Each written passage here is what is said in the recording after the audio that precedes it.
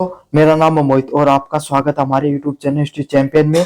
तो जैसा कि आप जानते हो, आपका जो पेपर होने वाला है soft skill training for employability, उससे संबंधित आपके सामने एक कंप्लीट वन शॉट वीडियो होने वाला है। इसके अंदर आपको कंप्लीट का कंप्लीट नोट्स इसी वीडियो में देखने को मिल जाएंगे, जिसमें वन शॉट रिवीजन होगा। सारा का सारा रिवीजन इसी क्लास के अंदर करा दूंगा। बस आपको क्या करना है, चैनल को सब्सक्राइब कर देना भाई। जितने भी विद्यार्थी हैं, सारे के सारे विद्यार्थी हैं, वो चैनल को जरूर से सब्सक्राइब कर दो।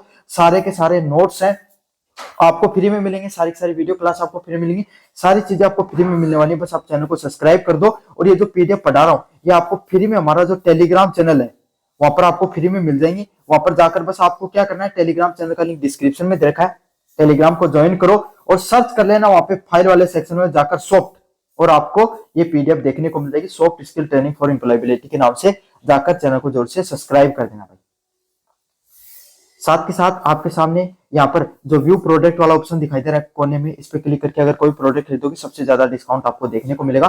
तो उसको भाई चैनल को जरूर से सब्सक्राइब कर देना। चलिए शुरू करते हैं अपन यूनिट नंबर फर्स्ट की तरफ। सार्वजनिक भाषा, पब्लिक स्पीकिंग से संबंधित पर्सन जो इंपॉर्टेंट टॉपिक है, यहाँ से पर्सन जरूर से बनते हैं भाई। सार्वजनिक भाषण क्या होता है? सार्वजनिक भाषण का अर्थ होता है लोगों के सामने अपने विचारों को स्पष्ट, प्रभावशाली और आत्मविश्वास के साथ प्रस्तुत करना। मतलब सार्वजनिक भाषण का अर्थ यही होता है कि आप जब अपने विचारों को एकदम स्पष्ट तरीके से जब लोगों के सामने रखते हो, उसी को क्या कहा जाता है, आपके सामने सार्वजनिक भाषण के नाम से जाना जाता है। जैसे भाई अपने आपके सामने जो नेता होते हैं, जितने भी जो पॉलिटिकल लीडर होते हैं, ये क्या करते हैं, उनकी जो अपनी बातें होती है ना, उनमें क्या अलग होता है आपसे कि वो जनता से जनता से अपने वोट ले लेते हैं। और उसमें से काफी बार कहा जाता है कि वो झूठ बोल के भी ले लेते हैं। आपको पता है कि गलत बोल रहे हैं, ऐसा कभी संभव नहीं हो सकता, लेकिन फिर भी वो आपसे चुनाव लेनी भाई। आया मेवरप जठे शेखावाटी की है कहावत है, जठे बोले काकरो को नहीं उठे पहाड़ दिखा के बोले वोट ले ली। क्या ले ली? क्योंकि वह अपनी बात में एकदम स्पष्ट तरीका साफ साफ कहें। झूठ बोलने तो आया को बोलने की अगला लगा सच्ची है भाई एकदम, है ना। तो इस प्रकार की कला अगर किसी व्यक्ति के अंदर होती है, उसी को सार्वजनिक भाषण के नाम से जाना जाता है।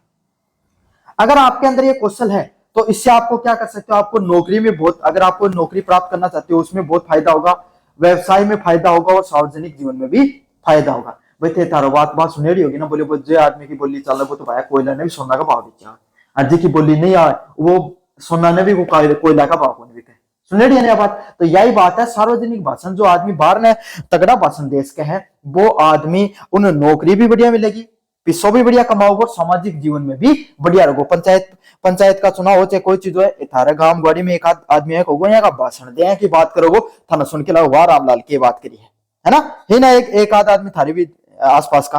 तो यही है, सार्वजनिक भाषण करने के बहुत से फायदे होते हैं। आज के समय में एक अच्छा वक्ता होना सफलता की कुंजी है। अगर आज का समय की बात करा तो अगर कोई भी व्यक्ति है, अगर वो बहुत अच्छा वक्ता है, मतलब अच्छो बोलचाल में बढ़िया है, तो यार समझ लो कि वो जीवन में हमेशा सफल होगा, आज नहीं तो काल होगा। समझ में आ गई? तो अच्छा वक्ता होना एक अच्छा, मतलब सफल होना चाहते हो जीवन में तो आपको एक अच्छा वक्ता बनना होता है, अच्छा बोलने वाला बनना होता है। अगले वाला है सार्वजनिक भाषण की शक्ति। सार्वजनिक भाषण की क्या शक्ति होती है? सार्वजनिक भाषण व्यक्ति को दूसरों को प्रेरित करने, समझने और मार्गदर्शन करने की क्षमता देता है। भाई सार्वजनिक भाषण को क्या फायदा है कि वो दूसरा ने मोटिवेट करे। समझ में आ गई? अब देखो भाई, कोई भी आर्मी वगैरह हुआ है, युद्ध लड़ने जाए, उन्हें बेरोर भी रहे भाई आपके सामने की भाई उसके कि अपना जान माल की हाली भी उसके, लेकिन अया को मोटिवेट कर दिया उन सोल्जरान जो काम करना वाला कि भाई साहब भाई युद्ध में अपनी जान देने भी तैयार हो जाए। तो ये कैसे हो पाता आपके सामने? वो मोटिवेट करने की कला होती है। समझ में आ गई? दूसरों को प्रेरित और मार्गदर्शन करने की। भाई नेता देखो थारा गांव वालों, भाई जो सरपंच जी हैं या थारे सामने एमएलए एमपी हैं, के कला उनके अंदर एक जनो जो एक एमएलए का पीछे 100 जना पीछे क्यों चल रही, क्योंकि उनके अंदर वो काम करवाने की क्षमता है कि बस 100 जना पीछे लेके चल सके। समझ में आ गई? सार्वजनिक भाषण के लाभ। सार्वजनिक भाषण के क्या क्या लाभ होते हैं भाई आपके सामने? पहला लाभ होता है आत्मविश्वास बढ़ता है। अगर आपके अंदर सार्वजनिक भाषण देने की कला है तो इसका मतलब क्या भाई, आपके अंदर आपका आत्मविश्वास बढ़ेगा, आपके बोलने की कला बढ़ती है, आपका आत्मविश्वास बढ़ता है। भाई तारी कॉलेज के अंदर ही देख लियो, कोई ना कोई एक है को छोड़ो जो क्लास में हर दिन खड़े होकर कोई ना कोई बात बता सकता है, लड़की भी हो सकता है लड़का भी हो सकता है, हर पर्सन पूछे उसका सवाल दे देता है। क्लास में कोई काम होता है तो वो कहता है मैं करके दिखाऊंगा सबसे पहले, और कोई काम होता है तो वो सबसे पहले करता है। क्यों है वो ऐसा? क्योंकि वो बोलने भी अच्छा है और उसके अंदर कॉन्फिडेंस भी अच्छा है, नेतृत्व क्षमता विकसित। नेतृत्व करने की क्षमता वो बढ़ती है। अब नेतृत्व करने का है, मैं थाने बताया भाई थारी स्कूल में कोई ना कोई एक है को बालक होगो जब कोई भी काम है वो होगो मैं कर दूंगा गुरुजी भाई, है ना? आएगा कोई ना कोई आएगा, एक स्टूडेंट जरूर मिले, कमेंट में को नाम बताओ, है ना? कमेंट बॉक्स में नाम बताओ थारी कॉलेज में थारी कौन सी कॉलेज का विद्यार्थी हो और अया को बालक कौन है भाई जो अया का काम करा है ना? लोगों पर प्रभाव पड़ता है भाई। सबू ज्यादा पूछ कौन की क्यों है भाई? आप थारे कहावत सुनेड़ी होगी कि भाई छोटा बालक ने भी खानों जल्दी खिलाया जाए तो वो रोया करे, सुनेड़ी है ना? तो भाई बात है, लोग अगर कोई व्यक्ति बोले है तो चाहे गलत ही तरीका लोग याद करें कि भाई बोलो बोलो बोले, लेकिन लोगों को बात मानने जरूरी है। एक मिनट के लिए उसकी बात सुनेगा जरूर, लोग एक बार के लिए उसकी बातों को सुनेंगे जरूर, उसकी बात से प्रभावशाली लोगों की बातों पर प्रभाव जरूर पड़ता है आपके सामने। समझ में आ गया? साथ के साथ नौकरी और कैरियर में भी मदद मिलती है भाई। कोई इंसान ज्यादा से ज्यादा उत्साहित रहता है कोई भी काम करने के लिए भाई, हर समय तैयार रहता है, तो आपको भी पता भाई प्रभाव तो पड़ता ही पड़ता है उस चीज का लोगों के ऊपर। अगले वाला पॉइंट आपके सामने आत्मविश्वास और विकास। आत्मविश्वास क्या होता है? कॉन्फिडेंस और डेवलपमेंट। क्या होता है इन दोनों में, क्या अंतर है भाई आपके सामने? अच्छा भाषण तभी संभव हो पाता है जब वक्ता में आत्मविश्वास हो। भाई एक बात बताओ, दो बालक गया स्टेज के ऊपर, एक टापर गयो भाषण देना शुरू करो और भाई भारतीय रेल का कोयला भारतीय रेल की ना छुक छुक छुक छुक रुक गो, दो एक बात बोली फिर रुक गो, फिर दो बात बोली फिर रुक गो, सारा टापर आसान लग जाएगा, है ना? और फिर क्या जगो वो किमी बोलतो के बार और चल जाओ, वो भी कौन बोले जाओ, आया हुआ है ना? और एक बालक बोलने लगे स्टार्टिंग में टापर खुसर फुसर कर रहा, बहुत जोरू बोलना शुरू करो, दो एक मिनट बाद में सारा सुनने लगा, रे की बात होगी बढ़िया की, फर्क पड़े, है ना? तो यही है आपके सामने, जब कोई भी व्यक्ति में जब आत्मविश्वास होता है, कॉन्फिडेंस से भरपूर होगा, पढ़ लिख कर आएगा उस चीज के बारे में, तब वो क्या बोलेगा तो सभी लोग उसकी बात सुनते हैं। फर्क है ना? तो आपके सामने आत्मविश्वास अगर आपके अंदर होगा, आप एक अच्छा व्यक्ति तभी बन पाते हो जब आपके अंदर आत्मविश्वास होता है। समझ में आ गया? आत्मविश्वास बढ़ाने के तरीके, आत्मविश्वास बढ़ाने के क्या क्या तरीके होते हैं आपके सामने? बार बार अभ्यास करना भाई, बार बार प्रैक्टिस करो।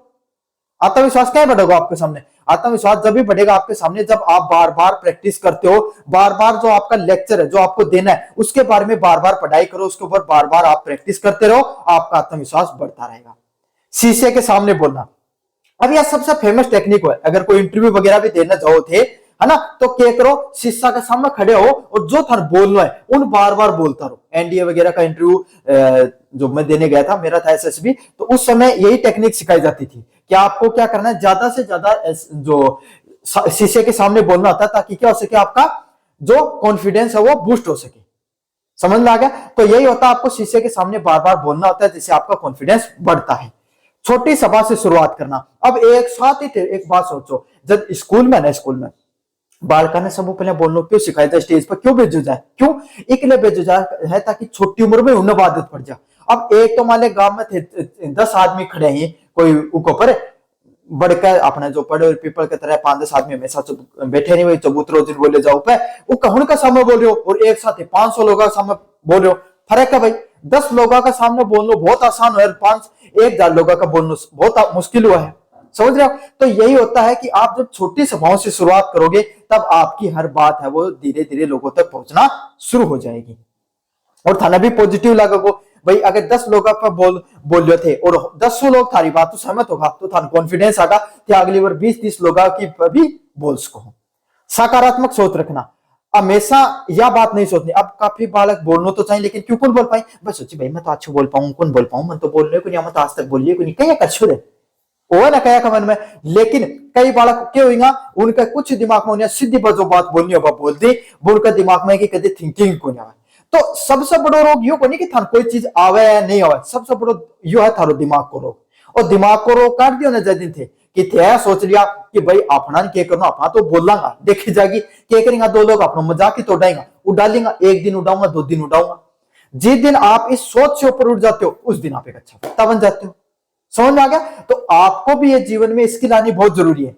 ए पेपर थारा इकले कौन दिया गया है कि गुरुजी मोस्ट इंपोर्टेंट पर्सन बता दिया, सीरीज जो पढ़ लिया, कोई का नोट्स टाप लिया, यूनिवर्सिटी चैंपियन टेलीग्राम चैनल पर नोट्स पढ़े हैं, टायर रट्यार पढ़ार बस पास होगा, कटे जाओगा, पास हो गई जिंदगी, या कॉलेज की डिग्री कटे काम को नहीं सिवाय थान सरकारी नौकरी दिलवान का, बस बाबी थान पढ़ के लागोगा।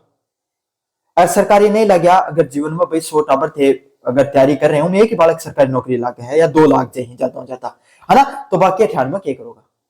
वह 98 बालकन तैयार करने के लिए का सब्जेक्ट डाले गए, तो ये चीज सीखो थे भी नहीं कि भैया डाले गए तो रट लो एक पर्सन, हाँ भाई शीशे के सामने बोलना चाहिए, शीशे के सामने बोलना चाहिए, शीशे के सामने बोलना चाहिए, रटनो को नहीं, समझो। और ये चीज जीवन में भी उतारो थोड़ी थोड़ी। इन्वायरमेंट स्टडीज को पेपर है तो आई कुन्नी की पर्यावरण अध्ययन के ऊपर लिखा है 5-5 पैराग्राफ और घनाई जाता लगा दिया एक पेड़ में, एक पेड़ लगाने की भी सोचो। और शीशा के सामने बोलने की कला थे भी थारा अंदर उत्पन्न करो, ताकि थाने भी जीवन में कॉन्फिडेंस आए और आगे और कोई काम करना पड़े तो थे अटको नहीं। समझ में आ गई? तो इंपॉर्टेंट क्वेश्चन पीछे मत भागो, जीवन में समझने का पीछे भागो, तभी जीवन में आगे बढ़ पाओगा। भाषण की योजना, योजना का अर्थ होता है बोलने से पहले यह तय करना कि क्या बोलना और कैसे बोलना।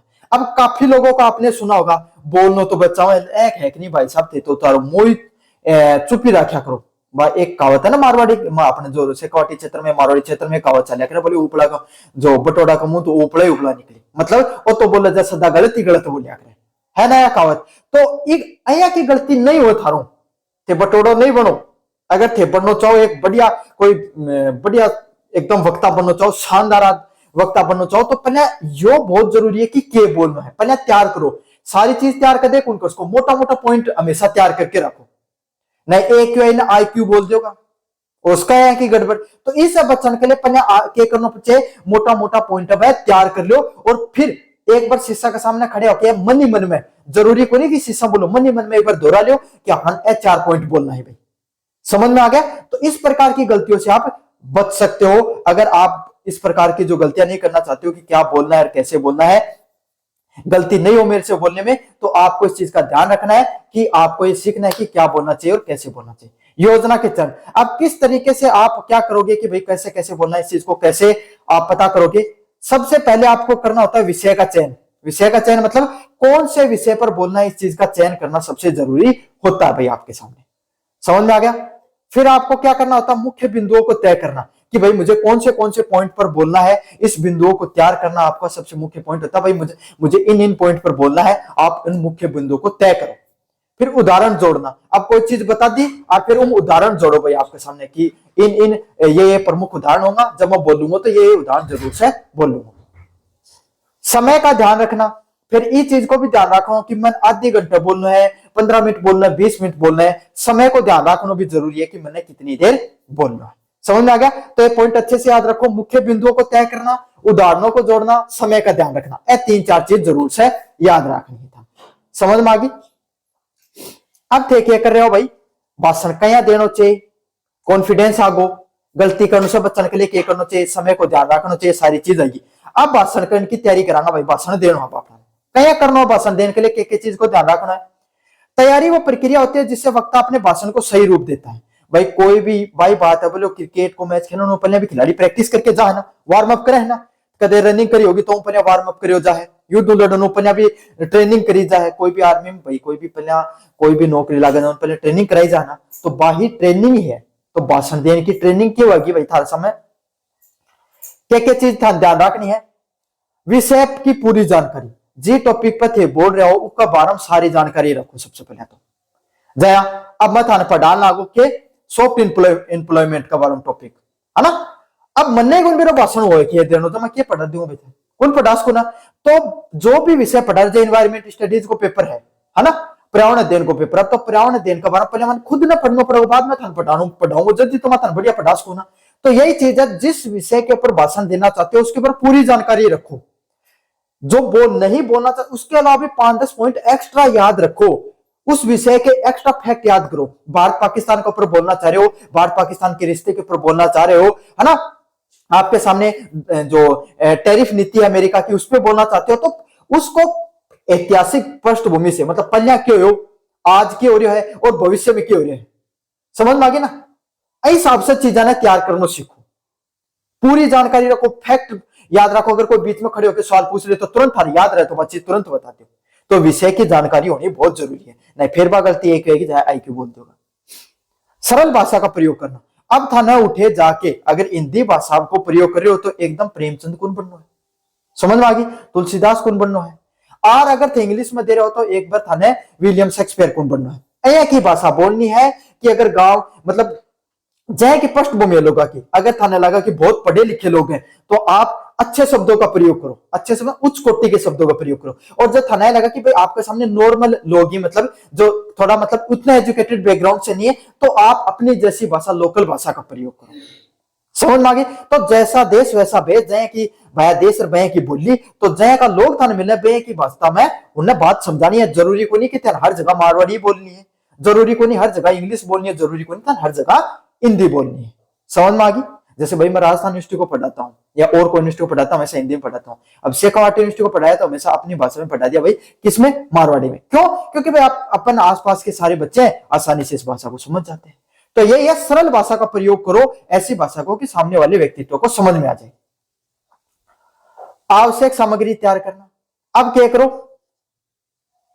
अब जो जरूरी कंटेंट है, जो भी जरूरी आवश्यक कंटेंट है जो थान पढ़ाना है, उसकी सामग्री तैयार करनी बहुत जरूरी है। भाई क्या पढ़ाना चाहो उसका बारे में आवश्यक कंटेंट तैयार कर लियो भाई आपके सामने, जिससे कि उसका थारे सामने आगे प्रॉब्लम न खड़ी हो।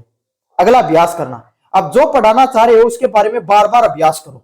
जो भी आप अपने बच्चों को पढ़ाना चाह रहे हो उसके बार बार अभ्यास कराओ उनको, ताकि आपके सामने क्या हो सके, जो आप भाषण देना चाह रहे हो, सॉरी, उनको बार बार आपके सामने अभ्यास करते रहो, जिससे आपकी गलती है वो सामने नहीं आए या गलती त्रुटि से आप बच सको। समझ में आ गया? चलिए अगले वाले पॉइंट की तरफ बढ़ते हैं। सरल, सफल एवं प्रभावशाली भाषण की प्रस्तुति कैसे दी जाती है? सिर्फ एक अच्छा विषय नहीं बल्कि एक अच्छा प्रस्तुति का तरीका भी भाषण को सफल बनाता है। भाई तो कंटेंट तो बहुत, एक बालक है जो भाई बहुत बढ़िया रिसर्च करके याद करके आयो और भाषण देने गए उठे अटकल लागू। समझ में आ गया? कुछ गलत शब्द को चयन कर लियो तो कोई स्वाद को नहीं होगा। बात है वाह, वो भाषण जो बढ़िया लिखे हो वो कोई फायदा को नहीं है। क्यों? क्योंकि बढ़िया भाषण लिखना कोई बड़ी बात को नहीं आज के जमाने में। ते इंटरनेट से निकाल सको, चैट जीपीटी से निकाल सको, घना ही एक प्लेटफॉर्म कठिन भी निकाल सको, लेकिन अलग क्या बनेगा आपको? उस भाषण को जो देने की कला होती है। अब जो नेता जो बात खेमे तो थे भी खैस को था, अंदर की बात को नहीं हो, उन्होंने बढ़िया खैस को, लेकिन उनको वो बात जनता के बीच में जो रखने का उनका तरीका है वो आपके अंदर नहीं है।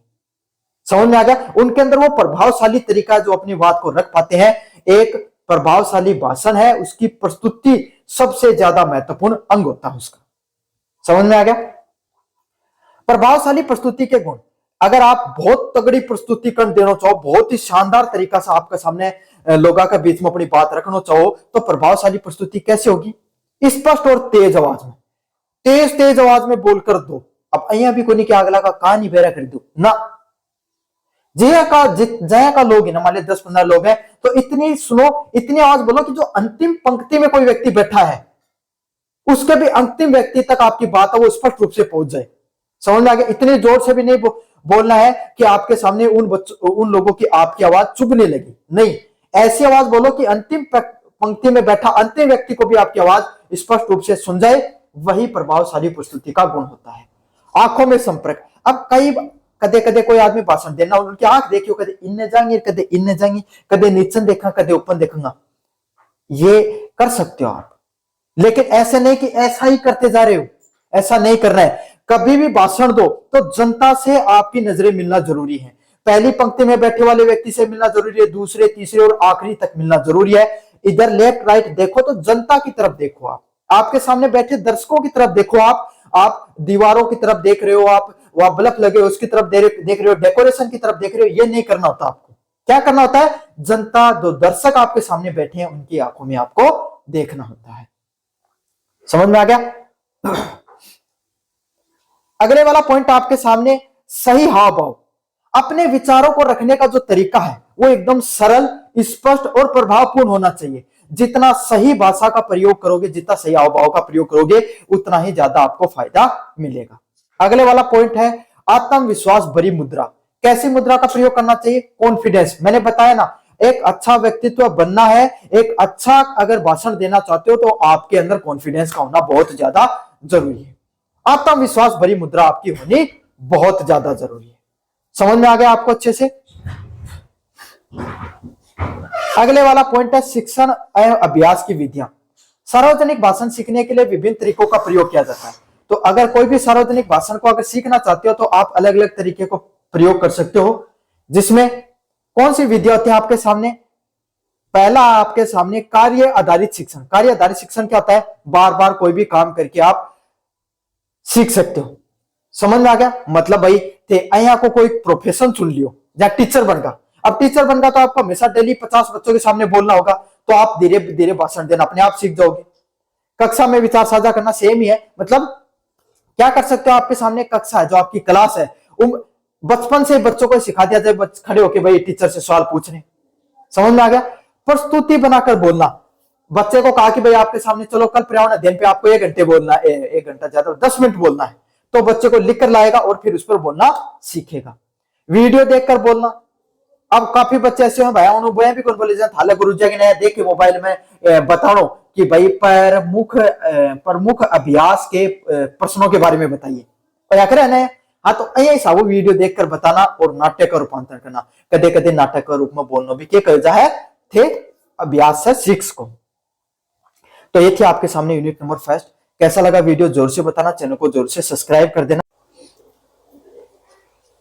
हेलो बच्चों, तो अब आपके सामने अपन ने यूनिट नंबर 1 को पढ़ लिया है, अब बढ़ेंगे यूनिट नंबर 2 की तरफ। तो अगर आप यूनिट नंबर 2 का स्पेशल वीडियो देख रहे हो तो मैं आपको बता देना चाहता हूं यूनिट नंबर 1, यूनिट 3 और 4 मैंने ऑलरेडी पढ़ा दिया है। आपको क्या करना है, अगर आप वो वीडियो देखना चाहते हो बाकी के यूनिट का, तो डिस्क्रिप्शन में मैंने प्ले लिस्ट का लिंक दे रखा है। किसका लिंक दे रखा है भाई?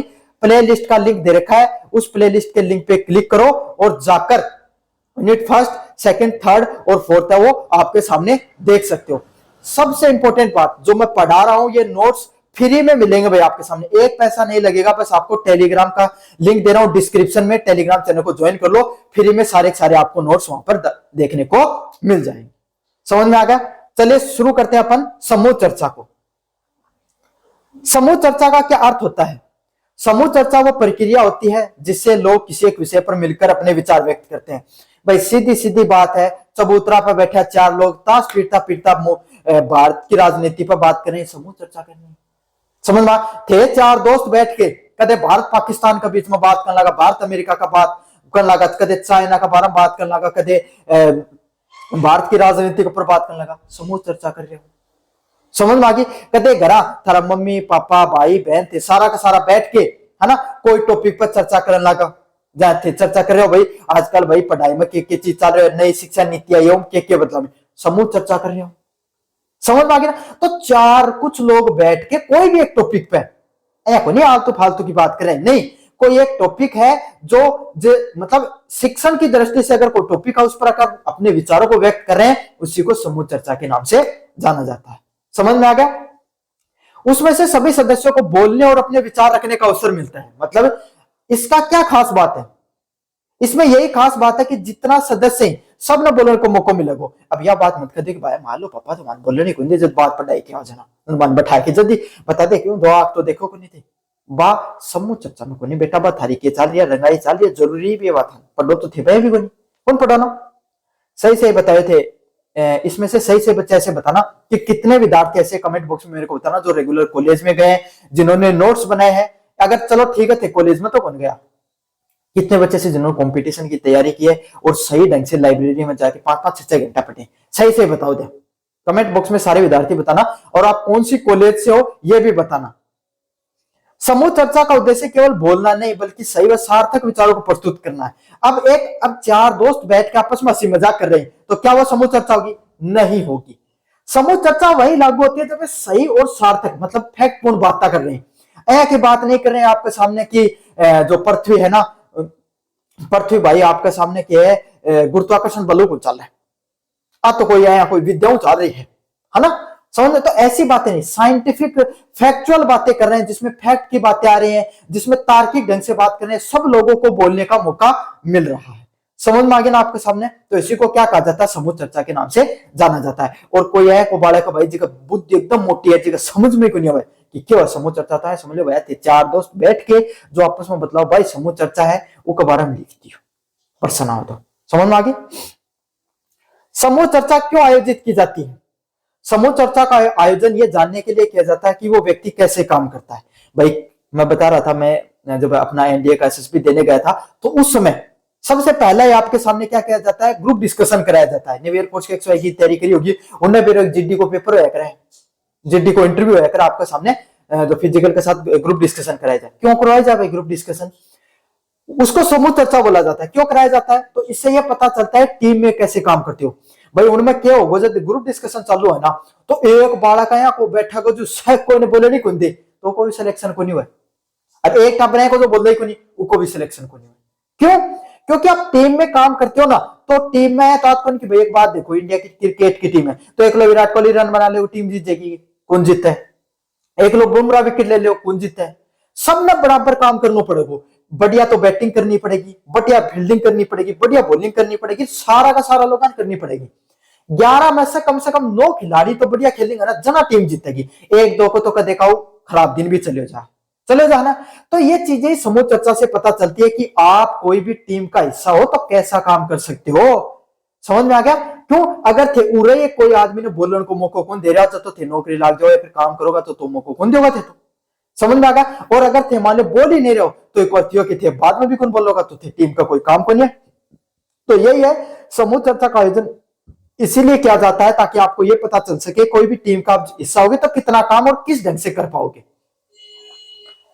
अपने विचारों को कितनी स्पष्टता से रख पाते हो। मतलब कि जब भी कोई विचार रखो तो कितना स्पष्ट ढंग से अपना विचार दूसरा के सामने रख सको, ये चीज को भी मैं बेरो पाट जाए। समझ में आ गया भाई? अगर ते विचारा नहीं रख पा रहे के काम को, फिर तारी पटाई कोई काम की को नहीं है ना।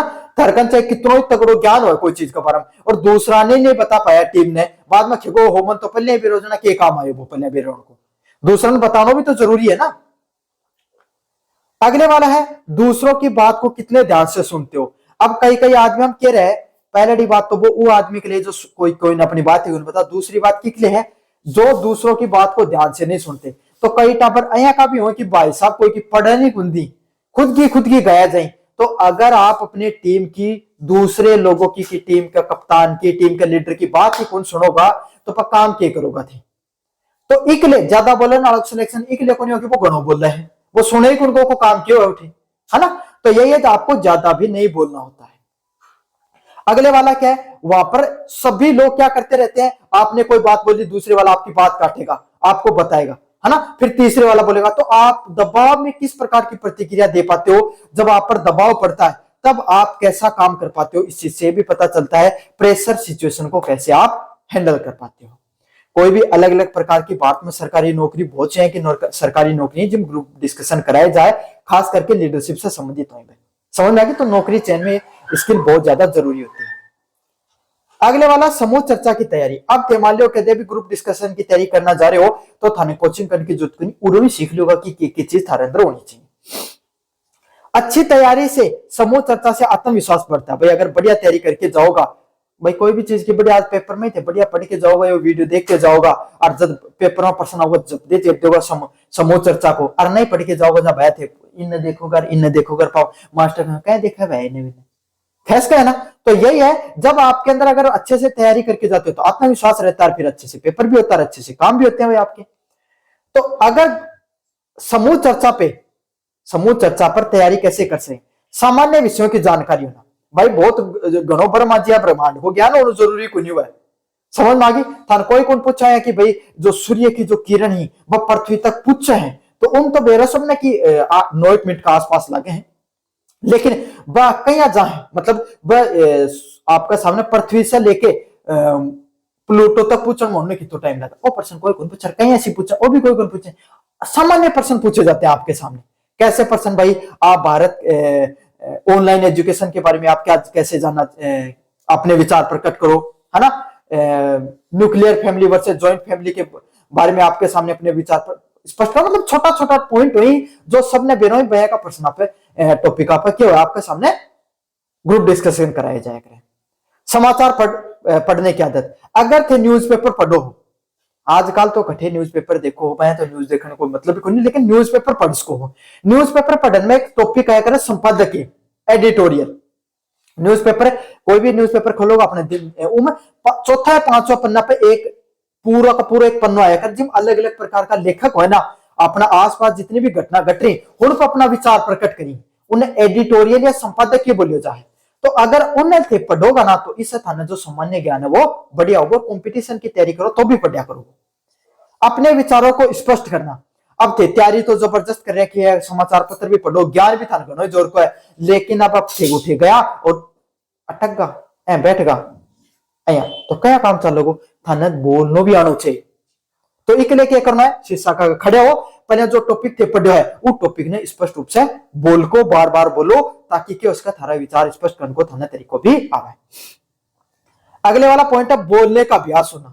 बार बार बोलने का अभ्यास करते रहो, बोलने का अभ्यास होगा तभी आप वहां पर अच्छा परफॉर्म कर पाओगे। अगले वाला है प्रभावशाली भागीदारी के कौशल। अगर थे समूह चर्चा के अंदर पूरा कॉन्फिडेंस के साथ के करना चाहो भाग लेना चाहो तो कौन सबसे अया को कौन सो बच्चा जी को सिलेक्शन हो सका है वो अंदर के गुण होगा वो देखा समझ में आ गई। समूह चर्चा में सफल होने के लिए कुछ विशेष कौशल की आवश्यकता होती है। अगर थे भी समूह चर्चा के अंदर सफल होना चाहो तो थारे अंदर कोई विशेष क्वालिटी कौन सी होनी चाहिए। पहली क्वालिटी आपके सामने स्पष्ट और सरल भाषा। अया की कोई फारसी कोई उर्दू है ना कोई अंग्रेजी बहुत तगड़ी शेक्सपियर लेवल की अंग्रेजी बोलने की जरूरत को नहीं। नॉर्मल जो बेसिक भाषा भाई चार टावर बैठ के चर्चा करें तो चार बार समझ में आ जाए और जो इंटरव्यू ले रहे वो कभी समझ में आ जाए। बहुत कोई कठिन शब्दों का प्रयोग उन करना था कि थरथरा जाए एकदम थारा इंटरव्यू देने में ना इत तो कोई ज्ञान नहीं होना जरूरी को नहीं। नॉर्मल शब्दों को प्रयोग करो। दूसरों की बात को ध्यान से सुनना। तो अया को नहीं कि एक बार थे थारी गान लगा तो रुके को नहीं। कई टावर की आदत तो एक बार गान लग जाए आपकी रुकी को नहीं दूसरा की सुननी भी जरूरी है ना। तो ते तारो पॉइंट रखो फिर दूसरा व्यक्ति ने भी बोलने को मौका दो। थानों की पॉइंट में को गलत लगे तो या कहने की जरूरत नहीं कि मैं तेरी बात खुद मानू आ बात हो ही कौन सके। थाने यह कहने की जरूरत है कि आपकी बात बहुत सही है लेकिन मेरा इसके ऊपर अलग विचार है। समझ में आ गई ना मेरा इसके ऊपर अलग विचार है फिर अपनी बात रखो। आपको एकदम रिजिड भी नहीं होना पड़ता है समूह चर्चा के अंदर। बाकी तो अगर थे कदे जिंदगी में कदे ग्रुप डिस्कशन दोगा तो थाने चीज सीखने मिल जाएंगी। सही समय पर बोलना और कोई भी चीजों पर समय को बहुत महत्व है और ना समय को महत्व भाई कोई वाकई नहीं बोले आपके सामने कोई टाइम से कोई काम कर ले जीवन में भाई उन्हीं फल मिल करे। तो जब अया को टाइम लगे कोई ना कोई बीच में जब ग्रुप डिस्कशन करोगा ना तो कदे ना कदे को टाइम होगा जो सब चुप हो जाएगा। 1 सेकंड मतलब 5-10 सेकंड है जो सब चुप हो जाएगा तुरंत बोलो।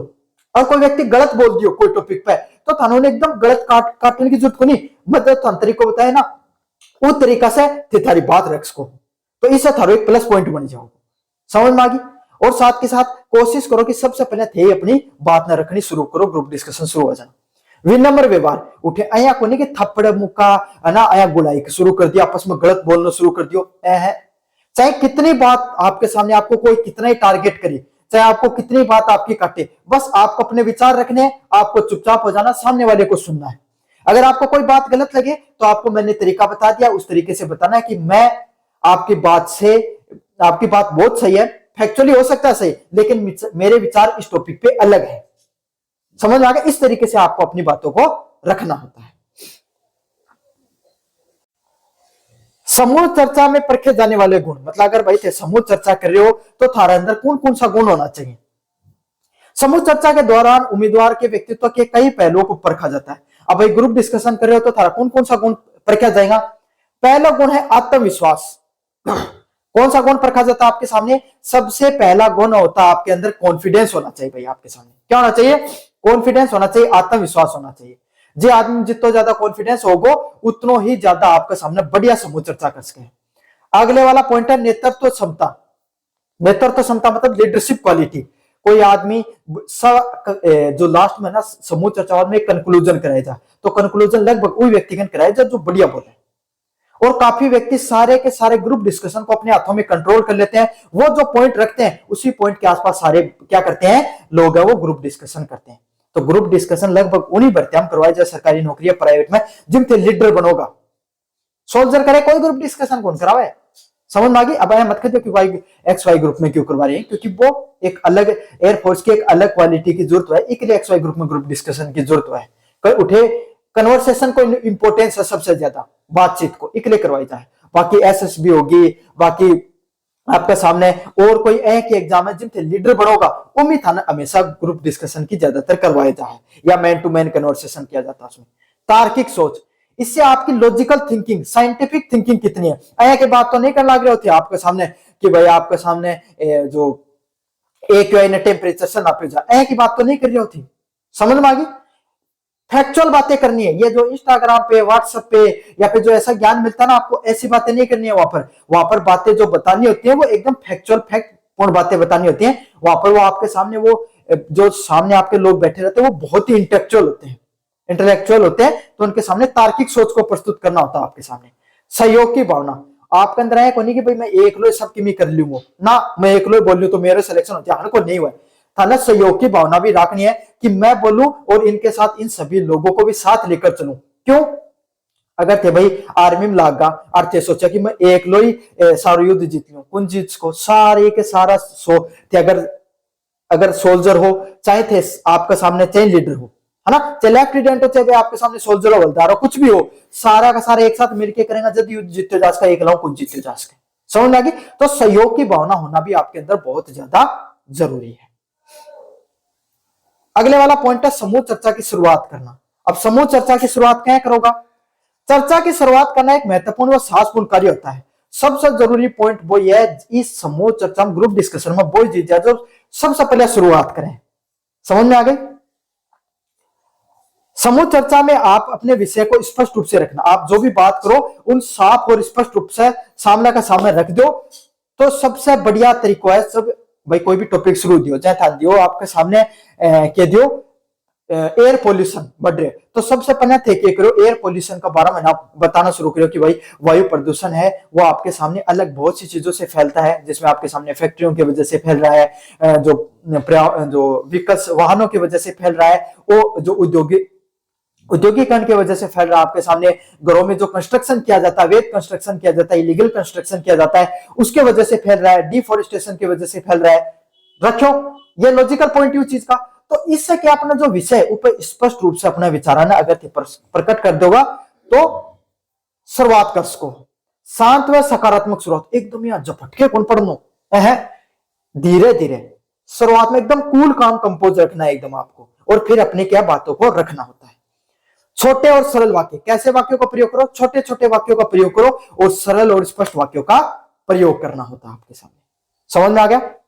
अगले वाला पॉइंट आपके सामने समूह चर्चा में अशाब्दिक संचार करना। समूह चर्चा में क्या होता है अशाब्दिक संचार करना? अशाब्दिक संचार का अर्थ होता है बिना बोले संदेश देना, मतलब बोलिया भी को नहीं। अब कोई था साथ को दोस्त है बैठे दोनों बतला लिया कि यार बैठा क्या करिए, अगर मन नहीं होना तो तुम कोई ना कोई पॉइंट आखे आखे बता दी, है ना, करो ना थे। हमारे एमसीक्यू को पेपर है तो इनके बाद ट्रिक बता रखी कि पहला एक आओगे, दूसरा में दो आओ तो दो बता दिए, तीन आ दिए, बताई जाना, पहले बनाई जाती है स्ट्रेटजी। तो भाई ये समूह चर्चा में आप क्या कर सकते हो, काफी बार बोलने की जरूरत नहीं होती, सामने वाले के सहयोग करने के लिए आप क्या कर सकते हो, आपके सामने उसको ये बता सकते हो कि भाई अब तू बोल जा, अब तेलो पॉइंट पूरा बढ़िया है। समझ में आ गया? अगर आपको इन सब चीजों के बारे में पता है तो किस तरीके से अशाब्दिक संचार कर सकते हो? आंखों का संपर्क करना, आंख या आंख में सामने वाला व्यक्ति से थे बात कर सको हो, उन बता दियो भाई ऐ कर दियो कि भाई अब बोल जा। समझ में आ गई? या और कोई आपने इशारा कर दिया, चेहरे का भाव, आपने कुछ चेहरे पे कोई अजीब सा भाव बनाया, तो आपने अगर कोई सामने वाला व्यक्ति गलत बोल रहा है तो आपके सामने ऐसे कर दिया भाई, आंखें निकाल कर बता दिया, चेहरे का गलत सा भाव बना दिया, तो वो समझ आया कि कहीं ना कहीं मेरे से गलती हो रही है। तो ये पर आप ये सब चीजें कर सकते हो।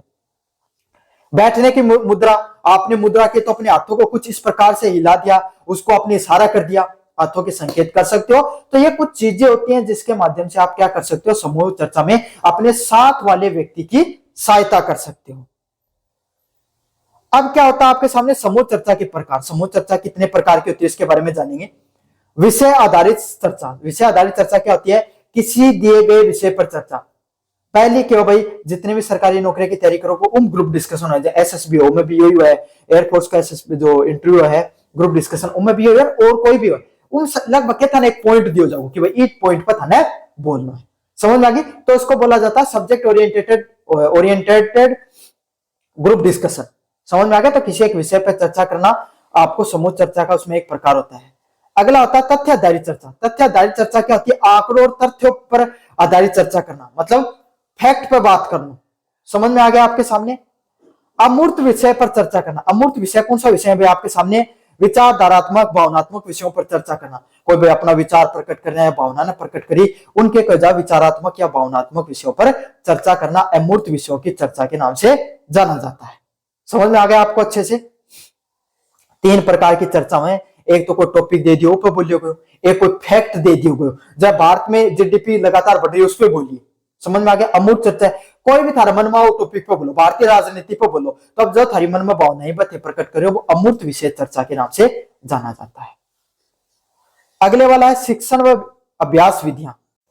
समूह चर्चा सीखने के लिए विभिन्न तरीकों का उपयोग किया जाता है। अगर थे ग्रुप डिस्कशन सीखना चाहो हो तो आपने अलग अलग प्रकार का तरीका को उपयोग करियो जा सके। जया कार्य आधारित शिक्षण। कार्य आधारित शिक्षण मतलब आपके सामने जब बच्चा ने कोई कार्य कर दे दियो, ऐ दे दियो कि जाओ बच्चों आपके सामने आपका जो गार्डन है, अपना जो स्कूल का गार्डन है उसका अंदर ऐ देख के आओ कौन सा टाइप का फ्लोर जो फूल लाग रहे हैं, कहीं का पेड़ लाग रहे हैं, उनकी खपतवार भी हटाओ और उनका पेड़ा का नाम भी लिख के आओ और कौन सी लैंड में कौन सा लाग रहे हैं ये भी बताओ। तो इससे क्या होगा, वो काम भी हो जाएगा और उन्हें ज्ञान भी मिल जाएगा। समझ में आ गई। अब एक खेती करनी, एग्रीकल्चर सिखा रहे हो, कृषि के बारे में पढ़ाई अगलो जो पेपर होगा एग्रीकल्चर टेक्नोलॉजी को वो मैं पढ़ाऊंगा, तो हम कृषि सिखा रहे हो तो इन बच्चों ने खेत में लेके भी सिखाओ। समझ में आ गया ना। कक्षा में विचार प्रस्तुत करना, जो थारी कक्षा है उन विचार प्रस्तुत करना कि भाई आपके सामने बच्चे को आपके सामने भाई अपने विचार प्रस्तुत कीजिए। कोई भी टॉपिक दे दियो, टाबर ने कह दियो भाई कल आपके सामने हिंदी दिवस है तो हिंदी दिवस पर आपने सामने भाई तो अपना विचार प्रकट करना था, तो कक्षा में विचार प्रकट करना ये भी आता है इसके अंदर। प्रस्तुति देना, प्रस्तुति देना मतलब आपके सामने अपने जो विचारों को रखना, प्रस्तुति देना इसके अंदर आता है। वीडियो के माध्यम से सीखना, बच्चे को अलग अलग प्रकार के आप वीडियो वगैरह कराओ जिसके माध्यम से भी बच्चा सीख सकता है।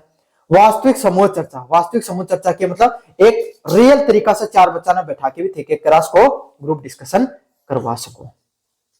चलिए अब आगे बढ़ते हैं आपके सामने यूनिट नंबर 3 की तरफ, जिसमें पढ़ेंगे अपन किसके बारे में, इंटरव्यू के बारे में। इंटरव्यू क्या होता है आपके सामने, साक्षात्कार का परिचय। साक्षात्कार क्या होता है, साक्षात्कार एक ऐसी प्रक्रिया होती है जिसमें नियोक्ता उम्मीदवार आमने सामने बातचीत करते हैं। भाई क्यों है साक्षात्कार, देखो सीधी सीधी बात है। इंटरव्यू क्यों है, जहां थारा घर का कहते थारा इंटरव्यू लेने की भाई परीक्षा में कम नंबर के हैं, तो थारे पिताजी थारे सामने बैठे थे, सामने बैठे आपस में के सवाल जवाब चल रहे कि गणित में नंबर कम क्या आया, विज्ञान में नंबर कम आया, वो ही साक्षात्कार हुआ है। समझ में आ गई। और कोई अगर मान ले थारे कोई इंटरव्यू कोई कॉलेज कोई कंपनी में अगर थे कोई के देना जा रहे हो, इंटरव्यू दिया जाए, कंपनी में इंटरव्यू दिया जाए, कोई सरकारी नौकरी में भी इंटरव्यू दिया जाए, क्या है एक जो उस विषय पे जिस विषय का आपको मान लो मैनेजर की को दे रहे हो, मैनेजर को पोस्ट कर दे रहे हो, तो उठे जो मैनेजर की पोस्ट पर काम करे हो एक्सपीरियंस आदमी उठे बैठे रहो और वो थाराओं के लिए जो उम्मीदवार थे और वो नियुक्ता है वो थाराओं आज प्रश्न पूछोगी, थाने जो डिग्री थे प्राप्त करियो थाने कितना ज्ञान है या नहीं है, एक कागज को पन्नो लिया राख रखो थे। समझ में आपको। तो कमेंट बॉक्स में बताओ कि कदे थारा में से कोई है कोई विद्यार्थी है जिन कदे ग्रुप डिस्कशन समूह चर्चा करी है कोई इंटरव्यू के लिए, या फिर आप में से कितना ऐसा विद्यार्थी जिन्होंने कंपटीशन की तैयारी करनी है। एक बार सारे विद्यार्थी कमेंट बॉक्स में यस कर देना। आज के 21वीं शताब्दी के समय साक्षात्कार केवल प्रश्न उत्तरों तक सीमित नहीं है, बल्कि यह व्यक्ति के संचार कौशल व आत्मविश्वास और व्यवहार को भी परखता है। भाई आज को 21वीं शताब्दी की बात करा तो साक्षात्कार को अर्थ यही नहीं कि सामने प्रश्न उत्तर पूछ रहे हैं, ना ना ना, बल्कि यह है कि व्यक्ति के अंदर संचार कौशल, बोलने का कौशल कैसा है, कॉन्फिडेंस कैसा है और उसका लोगों के साथ व्यवहार कैसा होगा, इस चीज का पता चलता है। समझ में आ गई। तो ये संचार कौशल का अर्थ होता है कि सामने वाले बोलने को कैसा बोलना हो, भाई कितना कॉन्फिडेंस और क्या को लोगों के प्रति को व्यवहार है, हर चीज को अंदर बेरो पाता है। चलिए 21वीं शताब्दी में साक्षात्कार कैसे होते हैं। आधुनिक समय में साक्षात्कार के तरीके बदल गए हैं। यह केवल डिग्री नहीं बल्कि कौशल व व्यक्तित्व पर अधिक महत्व दिया जाता है। भाई अब अगर आप आज के समय की बात करें, 21वीं शताब्दी की बात करें, तो अब सिर्फ जो इंटरव्यू का अर्थ ही नहीं है कि झारखंड डिग्री है, कोई भी नौकरी देना चाहो डिग्री को तो मैं तो नहीं पर ज्ञान पूछा भाई साहब ज्ञान कितना होगा था। समझ में आ गई। तो आपको स्किल कितनी आती है और आपका व्यवहार कैसा लोगों के प्रति, क्यों ज्ञान गणों के भी कोई फायदे को नहीं, कंपनी को माहौल ही खराब कर देगा, सरकारी नौकरी में चला गया तो थारी को एक साथ बने को नहीं तो काम पे करोगा। समझ में आ गए। तो आपका व्यक्तित्व भी अच्छा होना चाहिए और आपके अंदर कौशल भी अच्छा होना चाहिए। आधुनिक साक्षात्कार की विशेषताएं, तो आज के समय जो साक्षात्कार लिए जाते हैं उसकी क्या क्या विशेषताएं होती हैं। व्यवहार आधारित प्रश्न, मतलब अया का प्रश्न पूछा जाए, जय को थारो व्यवहार होना वया का थारकन प्रश्न पूछा जाएगा। समझ में आ गई। कौशल परीक्षण करना, कौशल मतलब थाने कितनों ज्ञान है, समझ में आ गई, कितना स्किल आपके पास, कितना आपको स्किल से संबंधित ज्ञान है, उससे संबंधित प्रश्न आपको पूछे जाते हैं। आत्मविश्वास और सोच की जांच करना, मतलब कॉन्फिडेंस की जांच करने की भाई थान जिंदगी में कितना कॉन्फिडेंस है। ऑनलाइन और प्रत्यक्ष साक्षात्कार देना, मतलब ऑनलाइन और डायरेक्ट आपके सामने जो इंटरव्यू करवाना, ये सारे सारे क्या होते हैं आपके सामने भाई आधुनिक साक्षात्कार। जो आज के समय जो भाई आजकल देखो ना जूम मीटिंग पर कर लिया जाए, है ना, और अलग अलग प्रकार का ऑनलाइन ही जो सामने जो इंटरव्यू कर लिया जाए वो ऑनलाइन व प्रत्यक्ष डायरेक्ट होता है। जब सामने आप बैठकर करते हो, ऑनलाइन जूम मीटिंग वगैरह पे कर लिया, उसको ऑनलाइन आपके सामने इंटरव्यू के नाम से जाना जाता है। आत्मविश्वास और सोच की जांच, कॉन्फिडेंस, भाई काफी लोगों की ज्ञान बढ़ो है लेकिन थिंकिंग बहुत नेगेटिव है, तो कोई मतलब को नहीं आएगा लोगों सेलेक्ट करने को। कॉन्फिडेंस कितनों का है, ज्ञान बढ़ो है लेकिन कॉन्फिडेंस नहीं है। समझ में आ गया? तो आज के समय डिग्री से ज्यादा काबिलियत का महत्व दिया जाता है। साक्षात्कार रणनीति को विकसित करना, साक्षात्कार रणनीति किस तरीके से तैयार होती है? साक्षात्कार रणनीति का अर्थ होता है साक्षात्कार से पहले सही योजना और तैयारी करना। मतलब साक्षात्कार रणनीति का अर्थ यह कि अगर कोई भी इंटरव्यू लेने से पहले सही योजना बनानी और सही से तैयारी करनी बहुत ज्यादा जरूरी है। प्रभावी रणनीति के चरण, स्वयं की जानकारी स्पष्ट करना, मतलब खुद के बारे में जब कोई भी चीज बताओ तो स्पष्ट और सही तरीका से और स्पष्ट तरीका से चीजें बतानी जरूरी। भाई मैं उड़ीसा मतलब मेरो यो गांव है, मैं इस राज्य से हूँ और को ये चीज ही मैं वो कॉलेज से डिग्री प्राप्त करी उठी, मैं यो सीखो, है ना, मन इतनो ज्ञान है, मन इतनो एक्सपीरियंस है। तो अपने बारे में जो जानकारी दो सही और स्पष्ट जानकारी देना आवश्यक होती है। संस्था और पद की जानकारी देना, आप कौन से, अगर आपको एक्सपीरियंस है तो कौन सी संस्था में काम किया, किसके नीचे काम किया, कितने दिन आपने काम किया, तो आपको कोई संस्था और किस पद पे काम किया उसके बारे में सही जानकारी देना भी आवश्यक होता है। समझ में आ गया? संभावित प्रश्नों की तैयारी करना, अब आप क्या करें, इंटरव्यू जाने से पहले यानी कि ऐसे उठकर चले गए, तैयारी करके जाना बहुत ज्यादा जरूरी है। तैयारी करके जाओ भाई आपके सामने कि कौन से प्रश्न आपको पूछे जा सकते हैं, उन संभावित प्रश्नों को पहले से आप तैयारी करके रखो ताकि आपके सामने आपको क्या हो, कोई भी प्रश्न पूछा जाए तो आप उस प्रश्न का उत्तर दे सको। और प्रश्न ही नहीं, उत्तरा की भी तैयारी करके जानी है था। समझ में आ गई? अब क्या है साक्षात्कार की तैयारी, तो साक्षात्कार की तैयारी में आपके सामने क्या क्या होता है। अच्छा साक्षात्कार, जो अच्छी तैयारी साक्षात्कार में सफलता की कुंजी होती है। मतलब अगर थे बढ़िया तैयारी करके जाओगे तो इंटरव्यू सफल भी होगा। भाई बढ़िया तैयारी करके जाओगा तो मान लो भाई था कोई उसका थे कॉलेज में ज्यादा पढ़ाई नहीं करी लेकिन इंटरव्यू की बढ़िया तैयारी कर ली तो कोई भी प्रश्न पूछोगे तुरंत को उत्तर देने के लिए थे तैयार होगा। साफ और सरल उत्तर देना, अब तैयारी के साबू करनी है थाने एकदम साफ और सरल उत्तर देना, मतलब अगला सामना नहीं कि बात बताओ कि सामना व्यक्ति का समझ में आ जाए बात।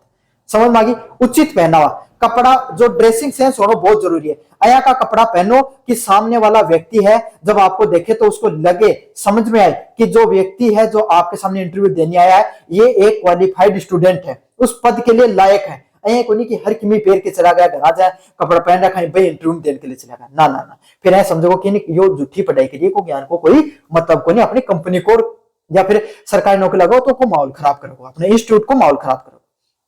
समय पे पहुंचना, इंटरव्यू है 10 बजे, साहब थे पूछ रहे हो 12 बजे तो भाई फेल हो जाओगा। क्यों भाई? थे खुद सोचो थे कोई आदमी ने अपने काम पर रखना चाहोगे और वो टाइम ही नहीं आओगे तो क्या फायदा हो आदमी काम करना, कोई फायदा को ना। तो ऐसे ही व्यक्ति का सभी चयन करना चाहते हैं जो पंचुअल हो, सही से आपके लिए काम करके दे। तो इंटरव्यू देना चाहो तो पहले first impression is the last impression, समय से पहुंचो भाई, सबसे इंपॉर्टेंट बात यही है। अगले वाला पॉइंट है आत्मविश्वास बनाए रखना, हमेशा अपना कॉन्फिडेंस है उसको बनाए रखो, कैसी भी परिस्थिति हो अपना कॉन्फिडेंस को कभी भी नहीं गिरने देना है आपको। समझ में आ गया आपको अच्छे से? अगले वाला पॉइंट आपके सामने साक्षात्कार के प्रकार, कितने प्रकार के आपके सामने इंटरव्यू देखने को मिलते हैं उनके बारे में अपन जानेंगे। पहले प्रकार का इंटरव्यू होता है व्यक्तिगत साक्षात्कार। व्यक्तिगत साक्षात्कार क्या होता है? एक उम्मीदवार या एक से अधिक साक्षात्कारों के बीच में होने वाला साक्षात्कार। मतलब एक यूपीएससी को इंटरव्यू देखे होगा, इस आईपीएस को, है ना, मॉक इंटरव्यू बनाए पड़े रहे हैं, उनके देखोगा 4-5 आदमी सामने बैठे हैं, एक आदमी से सवाल पूछ रहे हैं, वो है नहीं, इन व्यक्तिगत इंटरव्यू के नाम से जाने जाए, पर्सनल इंटरव्यू के नाम से जाने जाए। जब एक व्यक्ति सामने जो उम्मीदवार है सामने बैठे रहो और 5 से 6 व्यक्ति या एक व्यक्ति सामने बैठकर उससे लगातार प्रश्न उत्तर करता रहता है। समूह का साक्षात्कार, अब देख रहे हो एक साथ 5 उम्मीदवार होगा, उन्हें बैठा दिया सामने पैनल पे, एक से अधिक आदमी बैठ के थानों सवाल पूछ रहे हैं, उन ग्रुप इंटरव्यू के नाम से जाने जाए। समझ में आ गया? अगले वाला है टेलीफोन या ऑनलाइन साक्षात्कार। टेलीफोन या ऑनलाइन साक्षात्कार क्या होता है भाई? आपके सामने क्या तो फोन पर कोई इंटरव्यू ले लिया, या फिर खास करके वीडियो कॉल पे आपके सामने इंटरव्यू लिया जाता है, जूम वगैरह पे इंटरव्यू लिया जाता है, उसको क्या कहा जाता है, टेलीफोन या ऑनलाइन साक्षात्कार के नाम से जाना जाता है। व्यवहार आधारित साक्षात्कार, उम्मीदवार को पिछले व्यवहार के आधार पर प्रश्न पूछे जाते हैं। मतलब भाई पहले को आदमी को कह को व्यवहार ये पिछलो बैकग्राउंड कह को है, उसका आधार पर प्रश्न पूछा जाए, उन व्यवहार आधारित साक्षात्कार के नाम से जाना जाता है। कैसा उसका बैकग्राउंड, पिछला बैकग्राउंड कैसा था, उसने पहले किस प्रकार के आपके सामने काम किए हैं, उससे जो प्रश्न पूछे जाते हैं उसको व्यवहार आधारित साक्षात्कार के नाम से जाना जाता है। अगले वाला है नकली मॉक साक्षात्कार। नकली साक्षात्कार वह अभ्यास सत्र होता है जिसमें वास्तविक साक्षात्कार जैसी स्थिति बनाई जाती है। अब काफी बार आपके सामने जो यूट्यूब पे जो यूपीएससी की तैयारी कर रहे हैं उनकी क्या करे, जो मॉक इंटरव्यू पढ़ा रही है, भाई मैं मॉक इंटरव्यू की तैयारी करने जा फलानी कोचिंग में, मतलब क्या है, एक नकली साक्षात्कार कराया जाता है, एक नकली अभ्यास सत्र बनाया जाता है जिसमें जो वास्तविक साक्षात्कार जैसी स्थितियों को तैयार की जाती है। समझ में आ गया? नकली साक्षात्कार का क्या महत्व होता है? डर कम होता है। मतलब भाई था नया को लग रहा कि मैं फेल होऊंगा, पास होऊंगा, कोई डर करे कम हुआ है, तो एक बया की तैयारी, इससे क्या थारी तैयारी जो खुल के थे थारा विचार वो प्रकट कर पाओ। उत्तर देने का अभ्यास, धीरे धीरे आपको इस चीज का ज्ञान हो जाता है कि किस तरीके से आपको उत्तर देना है, उसका आपका अभ्यास हो जाता है, आपका कॉन्फिडेंस बढ़ता है। समझ में आ गया? आपको किस प्रकार से उत्तर देने हैं उसका आपको कॉन्फिडेंस बढ़ता है। गलतियों में सुधार, आप जो अनेक प्रकार की गलतियां कर सकते थे उसमें सामने वाला व्यक्ति है वो आपको परख कर आपकी गलतियों को पहले बता सकता है। समझ में आ गया? तो आपकी गलतियों में भी सुधार हो जाता है। अगले वाला शिक्षण व अभ्यास विधियां। साक्षात्कार कौशल सीखने के लिए केवल विभिन्न शिक्षण विधियों का उपयोग किया जाता है। मतलब अगर साक्षात्कार क्वेश्चन सीखना चाहो तो विभिन्न प्रकार की शिक्षण विधियां, मतलब क्या करेगा भाई, अलग अलग प्रकार की थाने इंटरव्यू की तैयारी करने के लिए कौन कौन सी विधियां वह काम में ली जा सके। कौन कौन सी विधियां हुई? कार्य आधारित शिक्षण, वो ही है भाई आपका सामने पहले कोई काम दे दिया उसके आधार पर सीखना। कक्षा में अनुभव साझा करना, सारी चीजें वही आपके सामने, कोई कक्षा में बच्चा ने पहले तैयार कर लो कि वो आपके सामने प्रश्न पूछने के लिए तैयार रहते, इसलिए उन्हें आगे दिक्कत नहीं होगी। प्रस्तुति देना, वीडियो देखकर सिखाना है, नकली साक्षात्कार का अभ्यास करना। इनमें सबसे इंपॉर्टेंट है मॉक इंटरव्यू की तैयारी करवानी। मॉक इंटरव्यू की तैयारी खास करके कराई जाए जिससे क्या कोई भी बच्चा है उसके अंदर का डर है वो निकल जाता है। समझ में आ गया आपको अच्छे से? तो ये थी आपके सामने यूनिट फर्स्ट, सेकंड और थर्ड, तीनों की तीनों मैंने यूनिट आपको पढ़ा दी है। कैसा लगा वीडियो जरूर से बताना, चैनल को जरूर से सब्सक्राइब कर देना और अपने दोस्तों को जरूर से शेयर करना। समझ में आ गया? चलिए अब बढ़ते हैं आपके सामने यूनिट नंबर 4 की तरफ।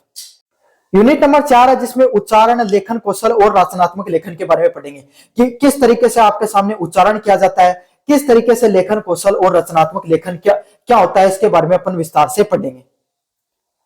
पहला पॉइंट है भाषण और उच्चारण। पहला पॉइंट क्या है इसमें? भाषण और उच्चारण का परिचय क्या होता है? भाषण और उच्चारण का अर्थ होता है शब्दों को सही, साफ और प्रभावशाली तरीके से बोलना। मतलब कोई भी भाषण होता है और जो आप उच्चारण करते हो उसको सही शब्दों में, शब्दों को सही, साफ और प्रभावशाली ढंग से बोला जाता है, उसी को क्या कहा जाता है? भाषण के नाम से जाना जाता है। तो भाषण के बारे में तो आपको मैंने पहले यूनिट में बता दिया था। तो भाई अगर आप बढ़िया भाषण दोगा, सीधी सीधी बात है, कोई भी बात नहीं थी, साफ स्पष्ट शब्दों को कोई व्यक्ति के सामने बोल पा रहे हो, उन भाषण का नाम से जाना जाए। और कोई भी व्यक्ति भाई जितना जाए को जितना ज्यादा बढ़िया भाषण देगो, जितनी ज्यादा बढ़िया तरीका कॉन्फिडेंस अपनी बात रख पाओ, वो बढ़िया वक्ता है। इसमें अगले वाला पॉइंट आपके सामने ध्वनि विज्ञान व ध्वनि व्यवस्था क्या होती है। ध्वनि विज्ञान क्या होता है, ध्वनि व्यवस्था क्या होती है, इसके बारे में विस्तार से जानेंगे। ध्वनि विज्ञान में शब्दों की ध्वनि का अध्ययन किया जाता है। ध्वनि विज्ञान क्या होता है भाई आपके सामने?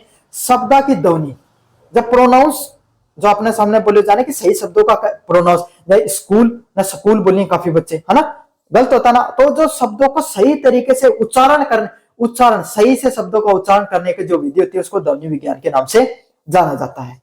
ध्वनि व्यवस्था में देखा जाता है कि ध्वनियां भाषा में कैसे उपयोग होती है। मतलब ध्वनि व्यवस्था होना उम्मीद देखा जाए कि ध्वनियां है वो कोई भी भाषा में किस तरीका से प्रयोग की जाती है, उसको ध्वनि व्यवस्था के नाम से जाना जाता है। जैसे सही उच्चारण करना, सही शब्दों का प्रयोग करना, भाषा को स्पष्ट तरीके से बोलना और भाषा की समझ रखना। समझ में आ गया आपके सामने? तो सही उच्चारण करना, बोलने में स्पष्टता रखना और भाषा की समझ रखना आपके सामने किसमें होता है? आपके सामने जो ध्वनि विज्ञान में होता है। तो सही से अगर शब्दान है सही से बोलन को बारे में ज्ञान होगा तो सही उच्चारण होगा। फिर बोलन बोलन थे जो कोई व्यक्ति के सामने बोलोगा तो स्पष्ट तरीके से बोलोगा और थारा भाषा पे पकड़ है वह भी मजबूत होगी, भाषा की समझ भी बढ़ेगी। अगर आप यूनिट नंबर 4 को स्पेशली देख रहे हो ना तो यूनिट 1, 2, 3 मैंने ऑलरेडी पढ़ा दी है। उनका आपको उनका वीडियो कहां पर मिलेगा, डिस्क्रिप्शन में प्ले लिस्ट का लिंक दे रखा है। किसका प्ले लिस्ट का लिंक दे रखा है, जाओ और वहां पर जाकर उन वीडियो को अच्छे से देख लो। साथ के साथ डिस्क्रिप्शन में मैंने किसका लिंक दे रखा है, डिस्क्रिप्शन में मैंने टेलीग्राम का लिंक दे रखा है, वहां पर ये पीडीएफ फ्री में मिल जाएगी। सभी बच्चों से रिक्वेस्ट कर रहा हूं कि जाकर टेलीग्राम को जरूर से ज्वाइन कर लेना, फ्री में पीडीएफ मिल जाएगी। अगर आपको नहीं मिले तो कमेंट कर देना, नीचे कमेंट वाला ऑप्शन उस पर लिख देना कि सर मुझे इस विषय की पीडीएफ प्रोवाइड कराओ, मैं आपके सामने फ्री में नोट्स डालता हूं। तो टेलीग्राम जरूर से ज्वाइन कर लेना सारे बच्चे। पहला पॉइंट है खंडात्मक विशेषताएं। ये वे ध्वनियां होते हैं जिसमें शब्दों को छोटा भाग बनाकर व्यंजन और स्वर बनाए जाते हैं। खंडात्मक ध्वनियां कहते हैं जो कोई भी शब्द होते हैं उसके छोटे छोटे भाग, जैसे व्यंजन को किस तरीके से बोला जाता है, स्वर को किस तरीके से बोला जाता है, उसको खंडात्मक विशेषताओं के नाम से जाना जाता है। मतलब जितनी भी जो ध्वनियां होती है उनके छोटे छोटे भाग बनाओ, छोटे छोटे भागों में तोड़ो और उनको उसी तरीके से बोलो, उसी को क्या कहा जाता है आपके सामने खंडात्मक विशेषताओं के नाम से जाना जाता है। मतलब सीधी सीधी बात है भैया, स्वर ने सही बोलना सीखो, पहले ए आ कै खा कै ख गैडा इन्हें ढंगू बोलना सीखो, स्वर व्यंजन है उन खंडात्मक विशेषताओं के नाम से जाना जाता है ना। कई भी अपना कठे ए की गलती, कई बच्चा ने ए ढंगू कुन बोलना पड़ आवे, ऊ ढंगू कुन बोल पावे, टे ढंग से कुन बोल पावे, रे ढंग से कुन बोल पावे, तो उन शब्दों को ज्ञान दिया जाए कि भाई थे उरे उरे गलती कर रहे हो, उन खंडात्मक विशेषताओं के नाम से जाना जाता है। अधिक खंडात्मक विशेषताएं ये पूरे शब्द या वाक्य पर लागू होती है। मतलब कोई पूर्व को पूर्व शब्द गलत तरीका से बोले जा रहे हैं तो उन अधिक खंडात्मक विशेषताओं के नाम से जाना जाता है। जिन कोई भी शब्द ने जो कठे जोर से बोलना है, कठे उतार चढ़ाव के साथ बोलना है, कठे लय से बोलना है। अब अरिजीत सिंह का गाना कभी सुने होगा तो देखिए जब दूसरी पंक्ति गाओगे ना तो उन्हें एकदम धीरे छोड़ोगे और तीसरी पंक्ति गाओगे तो बहुत जोर से बोलोगे, है ना। तो यही होता है आपके सामने, कोई भी शब्द को बोल रहे हो उसको किस तरीके से बोलते हो, कहां जोर से बोलना होता है, कहां उतार चढ़ाव देना होता है, कहां लय के साथ बोलना होता है, कहां आपके सामने धीरे से छोड़ना होता है। जब आपको इस चीज का ज्ञान आ जाएगा तो आप बहुत अच्छा भाषण दे सकते हो। कठे जोरों बोलना है, कठे धीरे से छोड़ना है, कठे उतार देना है, कठे चढ़ाव देना है, कठे सुर लय ताल के साथ बोलना है। समझ में आएगा। इसको अधिक खंडात्मक विशेषताओं के नाम से जाना जाता है। चलिए अब बढ़ते हैं आपके सामने अगले वाले पॉइंट की तरफ, त्रिआयामी चार्ट। त्रिआयामी चार्ट क्या होता है, त्रिआयामी चार्ट में ध्वनियों में जीभ की स्थिति कैसी होनी चाहिए, होठ की स्थिति कैसी होनी चाहिए, मुंह का खुलाव कैसा होना चाहिए। देखो टे बोलो, टे बोलोगा तो जीभ का आपके सामने क्यों रहा है, अड़ रहा है, जीभ अड़ रही है ना।